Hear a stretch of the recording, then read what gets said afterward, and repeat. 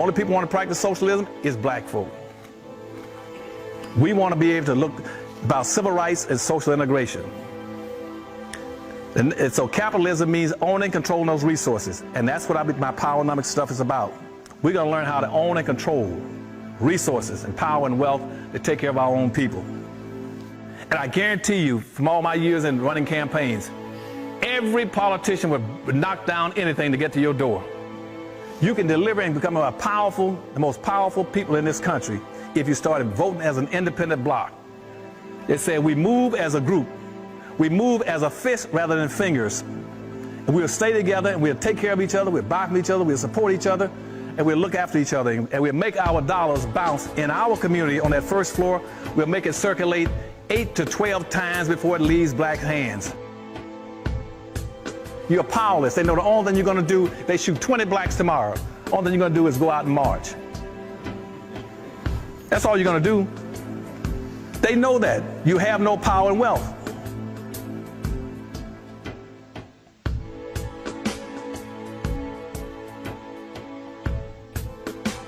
Why don't black folk say our exceptionality is that we are different from all these groups you're trying to put us into? So how can you let somebody put you in a bag with all these other groups when they don't have the experiences you have and have been treated the way you've been treated? At some point, your exceptionality should be brought up and should be dignified. That you were the first in all these things. You were the first people. You were the first Jews. You're the first human beings on earth. You're different. Exceptionality. And I want you to, and all these marches that you have, I want you to start marching towards exceptionality. And so we're going to get into that. But first, let me say, I don't want to deviate from what is customary that I do whenever I come to one of these occasions. That is to try to give you a status report on black people in America. And let me tell you up front, you are not progressing. I've been telling you that now for 25 to 30 years, even when I was with the Carter administration going around the country. You're not going to progress. You're going backwards. You're going backwards. The only people, blacks in America, are progressing are those who are locked into a vein called entertainers. If you're an entertainer, what you're telling white folk is that you are safe as a birth control pill. There ain't nothing going to happen. You're not going to do anything for black folk. If you're running with a ball, joking, telling jokes, singing, dancing, that's safe. White folk, that doesn't frighten white folk. They'll give you a television show. They'll put you on 10 television shows. They'll make you a host of a television show. They'll let you broadcast every sport event. As long as you don't address any issues dealing with black folk and the problems that black folk have. And so when you all see all these blacks on television, read about them in the newspaper, those blacks have been classified as being 20 times safer than the birth control pill. There ain't nothing going to happen for black folk. And so this morning, I want to let you know that you are not progressing. You're not progressing. And first and foremostly, social integration has failed. Get that through your head. Social integration has failed. As a matter of fact, you lost in social integration. You didn't gain anything. You lost everything you had. Any black person here in this auditorium today that's more than 50 years of age can tell you what you used to have. You have nothing now. You used to have theaters and bus companies, cab companies. You used to have almost everything that whites had. But now you have nothing. Why? Because, see, social integration is a weakening process. It is not designed to empower you. Poweronomics might be, but social integration is not. You cannot integrate anything you cannot empower anything by integrating it. You weaken it. And in social integration in this country, what social integration did was make you a guest. You became a guest in what other people own and control. And any of you know that once your guest has been with you for 2 or 3 days, you want to get rid of them. We are guests. You don't own any hotels. You don't own anything of value in the country. That's why everybody's been pushing social integration. That's why you no longer have communities. You used to have decent communities. In every black city in America, I used to be able to go to any city and find a black neighborhood, not a neighborhood, those days were communities. You used to have some of the finest communities in America right here in LA. You had a Compton, you had a Inglewood, you had a Watts, you had a South Central, you had something. You got nothing now. And all my blacks who were so silly enough, they moved out of the city up into the mountains and said, I'm getting away from all those people, I'm going to go up in the mountain by myself. And you turn over the city to the people you're competing against. Social integration cannot enhance you. Now, anybody in social economics knows this. The Jews found this out way back a long time ago, in the 1500s, in Europe, when Jews tried to socially integrate. And Jews found out very quickly it is a weakening process. They became at risk.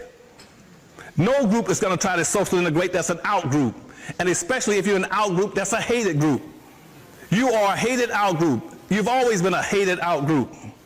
And then why would you go divide yourself up, splinter yourself, and scatter yourselves and think that somehow you're progressing? And see, that's why you don't see any other group in this country trying to socially integrate except black folk. You have not seen any integration marches from the Asians. What Asians have been trying to socially integrate? What Arabs have been trying to integrate? What American Indians are coming off the reservations trying to integrate? Nobody wants to integrate but black folk. That is a form of social economic suicide. But we do it. And they've been doing it now for all these years. And back during the 1960s, I told them all, you're going the wrong way. You're going the wrong way. Pushing social integration in this country. I'm saying you're going the wrong way. They said, well, Dr. Anderson, you're a radical. I don't mind being a radical. Because, see, radical is just the opposite of superficial. If you're superficial, means you're just dealing with anything minute, non-irrelevant, wheel spinning, non-frictional kind of activities. Radical means you got a problem that's very desperately bad. And you got to do, that's what you call radical surgery. You got to cut something out and stop it. And so when people call me a radical, I say, fine. And so I don't mind being a radical. Just like somebody telling me I don't mind being a racist. A racist signifies power, which I'm going to talk about a few minutes ago. People say, you're a racist? I would love to be a racist so I can have some power. But anyway, so social integration just cut us down. And in terms of what it's done to us, your poverty rate hasn't improved. It hasn't improved. Right now, 38% to almost 40% of all the black people in America are beneath the poverty line. Almost 40% of all the blacks in America beneath the poverty line. You got about another 33% that's right on the border of going into the poverty category. If you were to take away their house, a little bit of money in investment, a little bit of money in a car, they go beneath the poverty line. And then you would have 2/3 of all the blacks in America would be poverty stricken. Now, black children right now across America, about 35% of all black children are in poverty. The wealth gap is also decreasing. The wealth gap between whites and blacks is decreasing. You're not getting any better. In slavery, you had 1/2 of 1% of the wealth. And we only had 200-some-thousand blacks that were free out of 4.5 million. And here you are 150 years later in the richest country on earth, and you still own 1/2 of 1% after 150 years.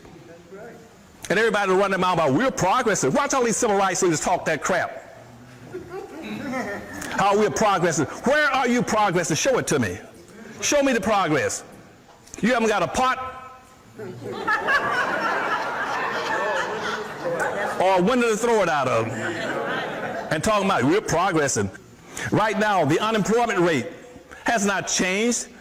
What you're hearing now in the news about, well, the economy is getting better. They are not talking about black folk. They talk about the economy improving. I don't care whether you got an economic boom or depression or recession. Black folk are outside and underneath the economy. The unemployment rate is not changing. It's staying the same and getting worse. The same thing also happened in terms of things like imprisonment. Your imprisonment of blacks are still going to prison in massive numbers. You came out of slavery. Over 50% of all the black people who were free in 1860 on the eve of the Civil War. In prison, there was somewhere around 50% of all prisoners in the United States, in Atlanta, Savannah, New York, Pittsburgh, Philadelphia, Buffalo. Over 50% of all the prisoners were blacks. So you're not progressing any place. Now, all this means what to us? It means that black folk don't have the wherewithal to be a competitive people. To be a competitive people, the first thing you must do is have some wealth. You must have some wealth. And you came out of slavery in 1860. You had 1/2 of 1% of the nation's wealth, the richest nation on the earth. You still have 1/2 of 1%. It is wealth power that dictates your opportunities in our society. It is wealth power that teaches you what you can do and what you can't do. Forget about civil rights and social integration. You try going down to the Ritz-Carlton tonight and tell them, I want one of those $1,000 room nights, one of those hotel rooms tonight. Give me a $1,000 room. And I want lobster and everything. Every 20 minutes of steaks, filet mignons. And they say, how are you going to pay for it? They say, I'm going to pay for it through civil rights and social integration. And they'll probably throw you off the top floor of the building. What decides your opportunity in the society is what you own and control. That's the bottom line of it. And in Detroit, Michigan, using that as an example again, the governor there has already set up in movement a system where he wants to go to the President of the United States, Obama, and ask him for a green card system where he can start importing Chinese from China to make Detroit, Michigan the biggest Chinatown in the United States. Even though that city had a 90% black population, they're going to bury blacks in Detroit. Arabs own 90%. 90% of all the businesses in the city of Detroit are owned by Arabs. Arabs and 90% black population must go to the Arabs to get what they want in terms of food, medicine, clothing, because they own they own out of the gas stations. You got 146 gas stations in Detroit, Michigan. Arabs now own 144 in a black city. Blacks own 2 gas stations out of 146.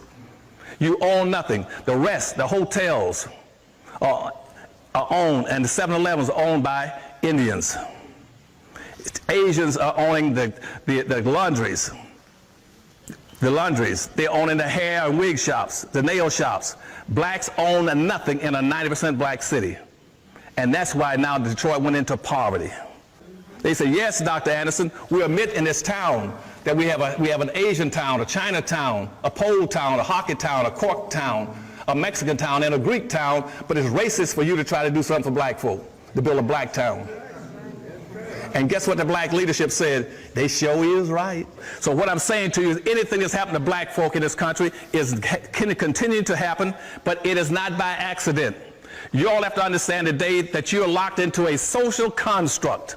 That social construct was put in place almost 300 and 400 years ago. You're locked in box.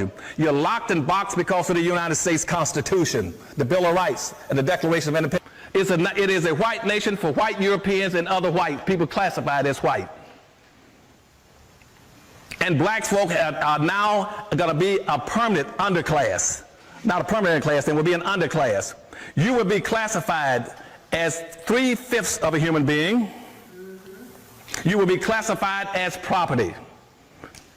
You will be classified as property and 3/5 of a human being. You would not be permitted to do things that everybody else could be permitted to do. Black folk don't know this. The people in New York, in Philadelphia, met for a whole week. They closed all the windows and all the doors and put up guards when they drafted the Constitution and said, don't let anybody in. We don't want anybody to hear this. We got to decide how are we going to enslave all these black folk and use them without the public knowing. That was done a week before the Constitutional Convention started in the late 1700s. And what they decided to do, and all of them participated, including Jefferson and Madison and all of them, when they wrote up the Constitution, was this. They said, whenever we talk in those documents about all the people, we are not talking about black folk. When they say we the people, that's white folk. All the people, that's white folk. When you want to talk about the black, nobody can understand. They developed a code into the construct. The code was those people meant blacks. Those who are abundant, black folk. Those who are indebted, black folk. The unhappy lot, black folk. And you look at those documents, whenever they use those terms, they were talking about black people. Whenever you use the very specific terms like we the people, all the people, you're talking about white people. And so what I'm going to talk about now is to clear up all the debris and all the garbage, because you all cannot save yourselves unless you get rid of all the garbage off the table, get rid of all the trash. And when they start talking about the American dream did not include you. The American dream was 2 things. It was coming to America, getting free land and free black labor. That was the American dream. 87% of all the money in the country that's generated, that people live off, whites live off in this country, comes from unearned labor. They don't work for it. They push paper around and numbers around and get 87% of the wealth in the nation. Wall Street replaced the back of a black slave. That's what unearned benefits mean when they start talking about how did you get your wealth and power. 87% of what whites get every year for earnings, they get it from unearned benefits such as stocks in a company, stocks on Wall Street, stock equity in a corporation. They get it from rental income. They get it from tax refund, dividends, all kind of abatements. They get that free. They don't earn it.